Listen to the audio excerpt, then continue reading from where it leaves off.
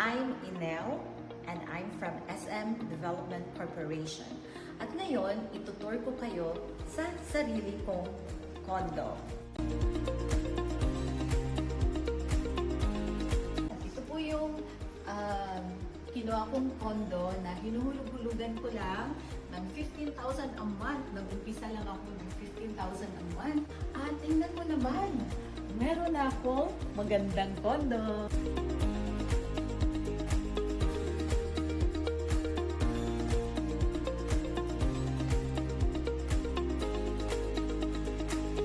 At sobrang excited po ako kasi, ay may pa-rain shower pa ako Ginawa ko talaga ito para sa mga taong gusto mag-rent. Ipa-Airbnb ko siya. So tingnan nyo, may pailaw pa ako dito. Oh, di ba? At dito tayo.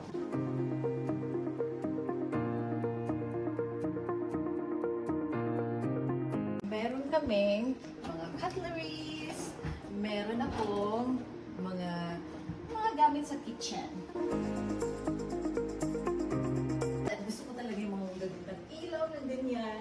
Para naman yung guest natin, pag dating nila dito, ang tawag na doon staycation, di ba? So gusto nilang parang vacation na nagsistay lang dito. At meron tayong swimming pool sa baba.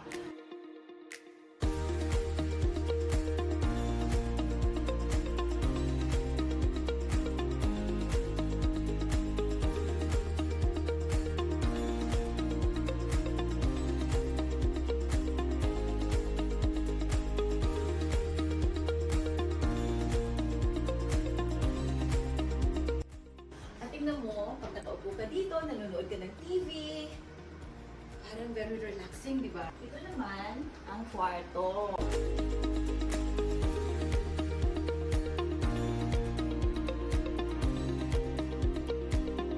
At dahil lahat ng pumupunta may dalang luggage, meron tayong space para sa luggage. Kung gusto mo namang makakita ng view, ayan. And may garden dyan sa baba at saka yung kabilang building. Hindi talaga mahirap kumuha ng condo. Usually kasi sinasabi nila, condo, pang mayaman lang yun. Pero hindi naman ako mayaman. Pero inumpisahan ko lang, sabi 15,000 naman. Sabi, kaya ko yun Nag-umpisa lang akong maghulog ng 15,000 a month. And dahan-dahan ko lang yung binayaran to pay the down payment of this condo. And after nun, tinurn over na sa akin. And this, ipapa-Airbnb ko siya. May mga titira dito, kung gusto mag-staycation. And kung ano yung binabayad nila sa akin, yun yung ibabayad ko sa bangko. So, di ba? Parang halos wala kang ginastos. May condo ka pa. Nag-a-appreciate ang value ng condo na to. At kumikita ka pa. So, it's a really good business. So, kung meron kayong questions, message nyo lang ako.